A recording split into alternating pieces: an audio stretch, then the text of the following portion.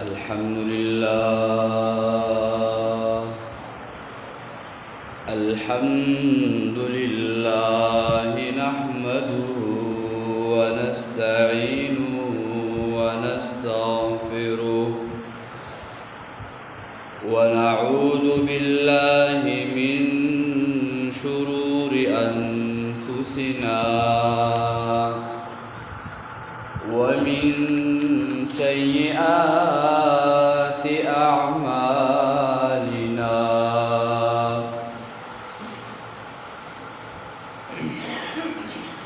ونعوذ بالله من شرور أنفسنا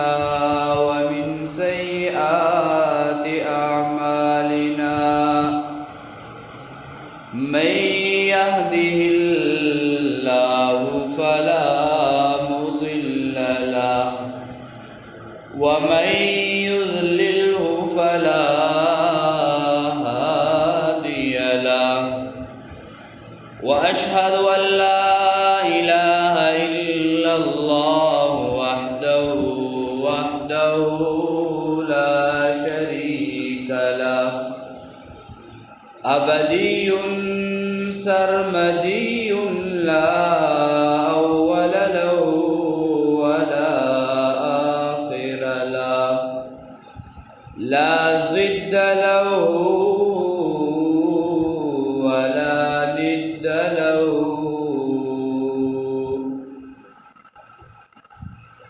ولا ممد له ولا بشير له ولا نذير له ولا وزير له ولا مشير له وأشهد أن سيدنا وسندنا ومولانا وحبيبنا وشفيعنا وحبيب ربنا محمدا صلى الله عليه وعلى آله وأصحابه وسلم عبده ورسوله أما بعد فأعوذ بالله من الشيطان الرجيم بسم الله الرحمن الرحيم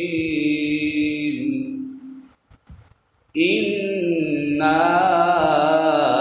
أعطيناك الكوثر فصل لربك وانحر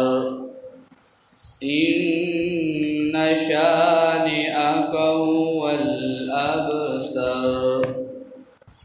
سبحان ربك رب العزة عما يصفون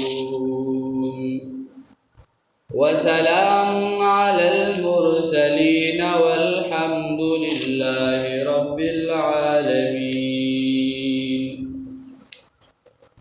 زما عزتمند مسلمانانو حاضرین اوریدونکو اللہ جل شانہ منگا و بتاسو باندې هغه محرمی عزتمندی میاش راوستی دی او چې کومه میاش هغه روانه ده د ذوالقعدې میاش ده غالبا 24 تاریخ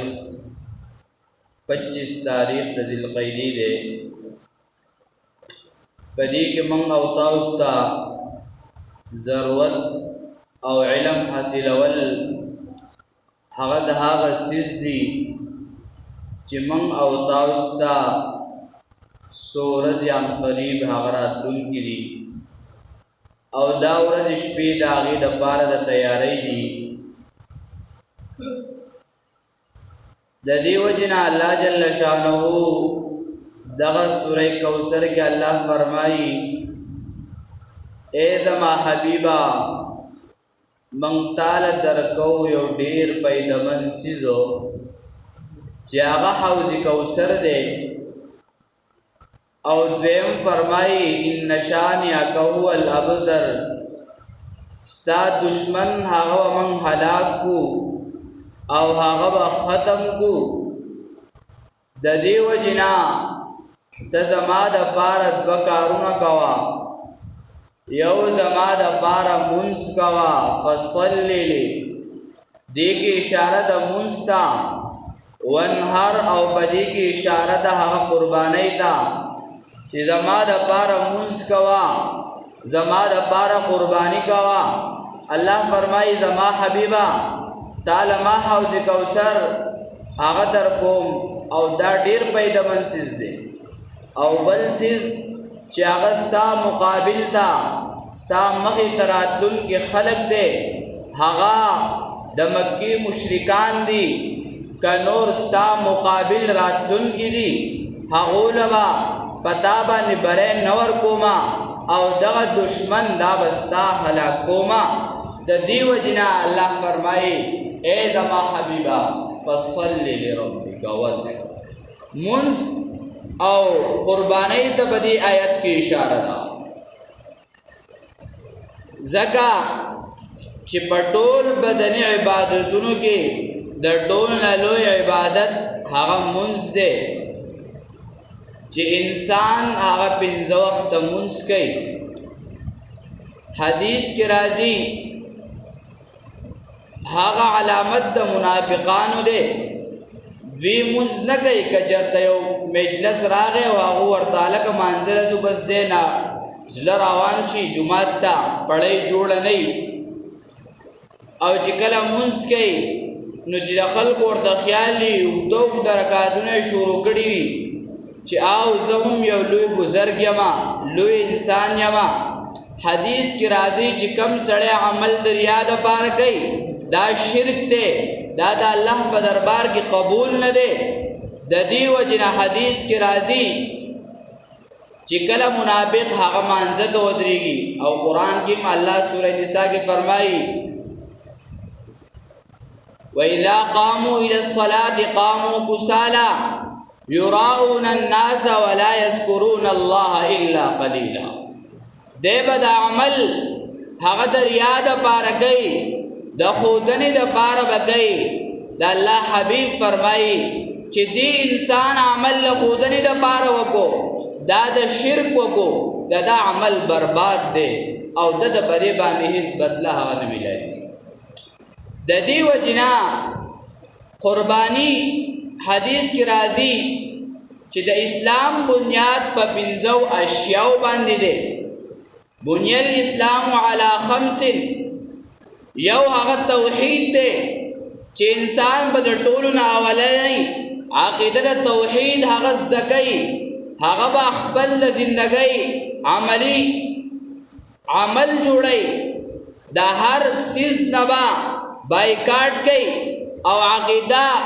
هغه به جوړوي دویم د رسالت به اقرار کوي او دریم روژه او مونځ او پنځم زکات یو سړی ډېر عبادت گزار دی خو چې کله روژه راشي بس روژه صرف عبادت کوي خو نور مونځ دی نه کوي نو دا خو بیا د بنیاد چې کوم پنځو اشیاو او څیزونو باندې دی یا د هغې نه علاوه دغه شانتي حج مونځ کوي روژه نسی مال ورسره ډېر وي حالانکې بلډینګونه او کورونه او ګاډې هر څه موجود وي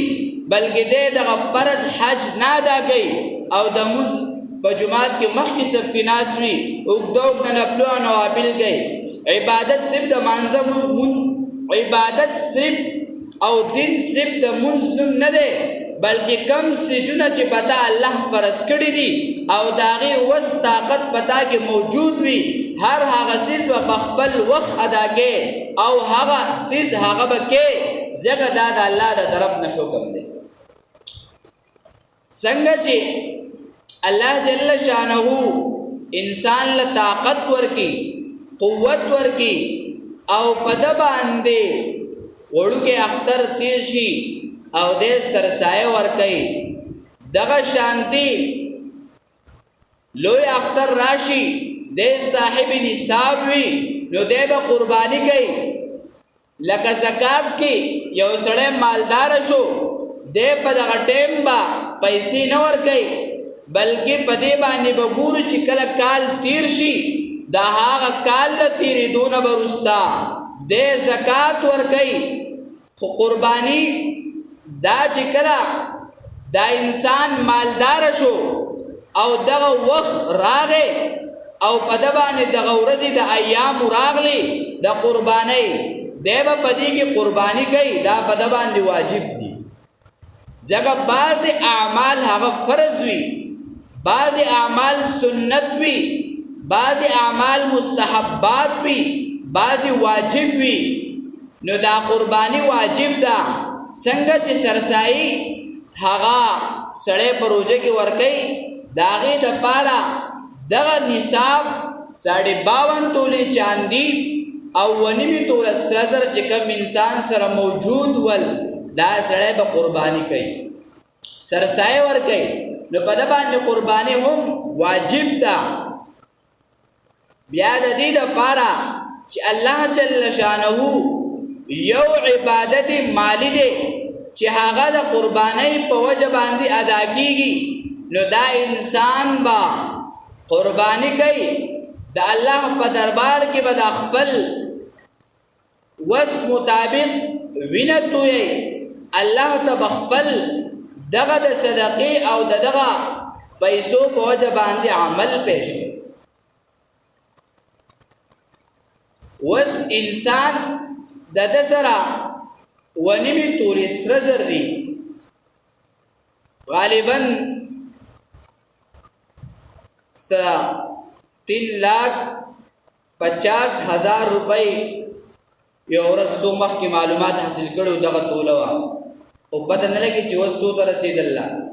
او د چاندۍ 3,700 باندې توله وه، غالباً د هغې نه 1,94,000 روپۍ راځي. چې کله د یوې زنانه سره 1.5 تولې سره زري په دې باندې قرباني واجب ده او دا به قرباني کوي. اوس ورسره سره زر موجود دي، پیسې ورسره نشته، او سپین زر ورسره موجود دي، بیا به هم دا زنانه څه کوي؟ قرباني به کوي. د دغه سرو زرو هغه نصاب به بیا چاندۍ ته راړئ چې چاندۍ کې کوم حساب لګېدو هغه حساب به لګئ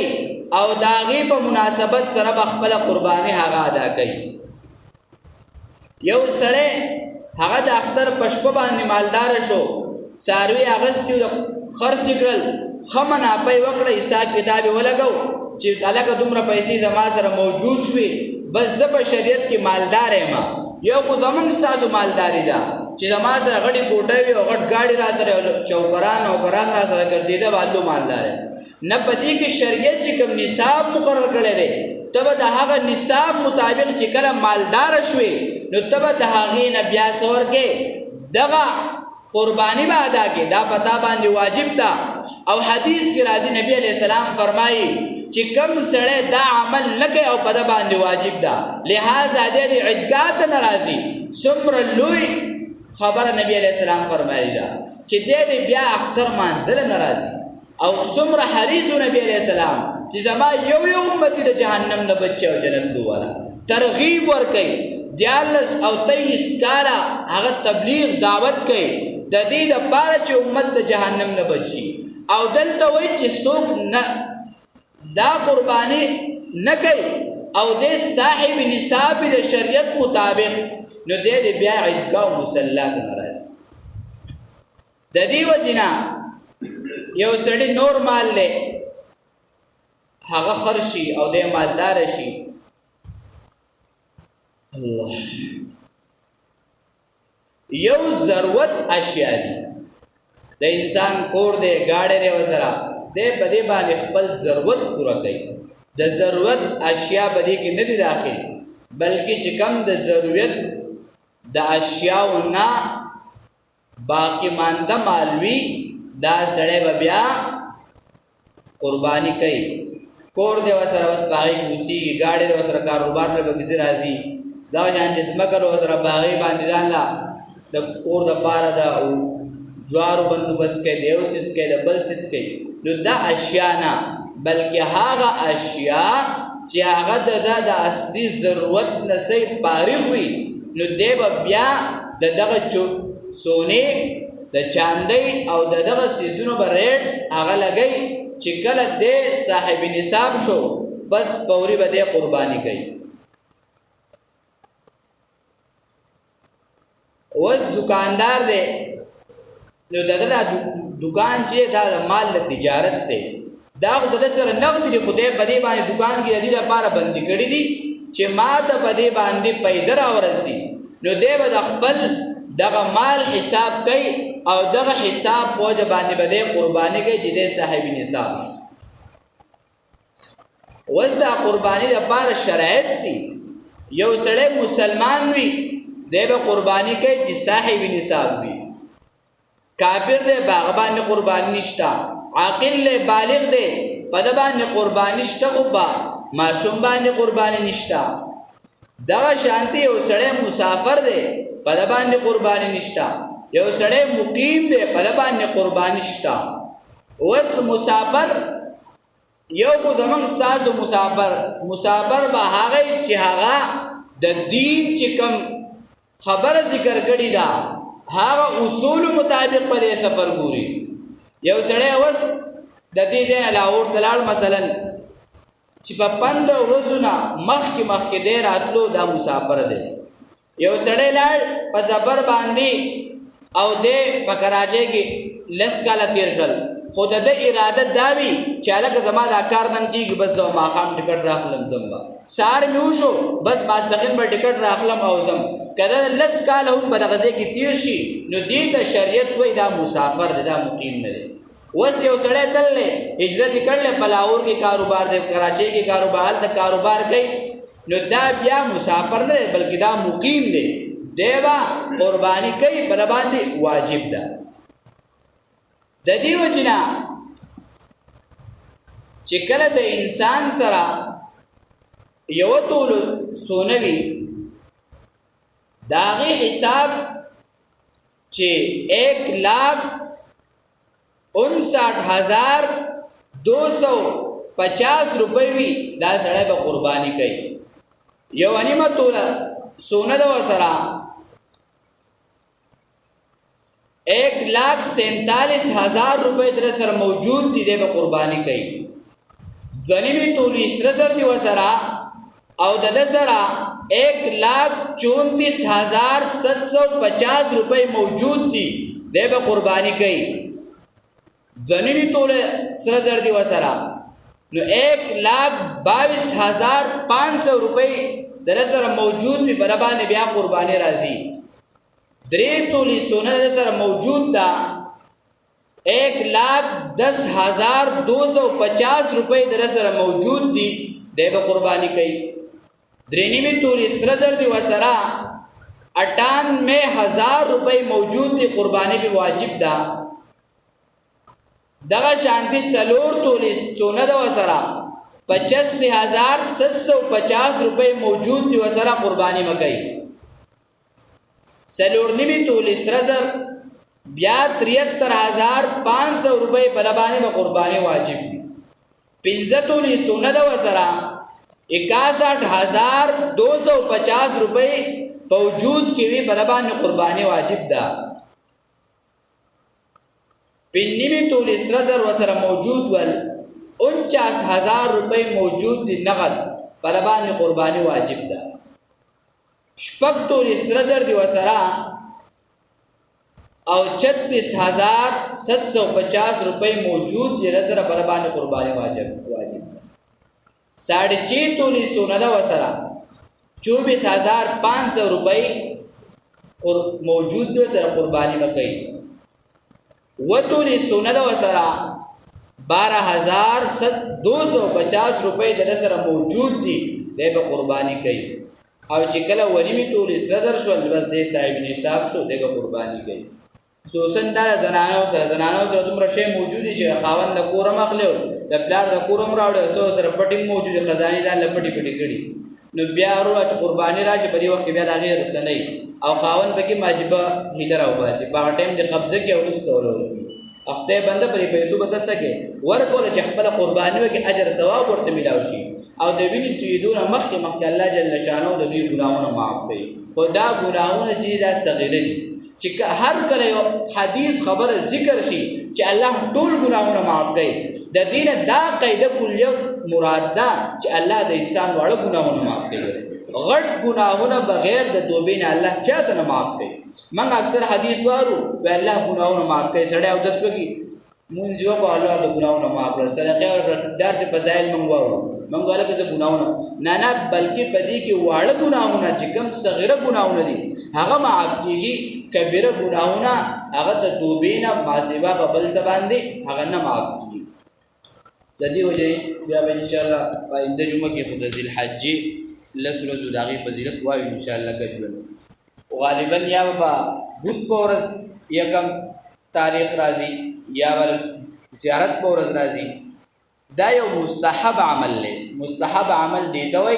یو سړی وګو د اجر ملاويږي یو سړی ونه کو بس دې به ګناګار نه لري چې کم سړی قرباني کوي هغه د ذل حج د اولي تاریخ نه مخکې خپل لګونه واړه خپل ویختا ضرورت کم زیاتی ویخته هغه سړی لري کی نو دی انسان د الله جل شانو په دې باندې اجر ورکړي دا فرض واجب مسله نه ده یو سړی وکړل الله بوله اجر ورکړي یو سړی ونکړل په دې باندې دی ګناګار نه دی نو پکاره سړی د پنځه په ورځ خپل ویختان کو دا واړه کی الله بوله ثواب او اجر ورکړي ځکه زموږ د بار یو نیکی دا هم غټ شی دی اخرت کې به هر سړی د یوې نیکی طلبګاری او باغې باندې وو چې زما دا ټول خاندان ټول جهنم تلاړي او چې زبر شوي د دې وجنه چې کوم مرګري قرباني کوي زنانه کوي نو چې هغه د پنځمه پورز خپل لګونه اقتدا واړه کې اوس امکان نشته چې د بود پورز به کوم ذل حج یا ول جمعرات پورز وي نو چې دی ورته اعلی ډیزاین پنځمه پورز خپل لګونه او خپل اختیار سي لري کړی الله پاک ورته اجر او ثواب ورکړي او کوی نه پر بیا به څه ګناګار نه دي او مستحب عمل دا چې موږ مستحب خیال وساتو الله بر سنت توفیق راکړي چې کله انسان کوشش کوي الله پاک ورته اجر او ثواب ورکړي.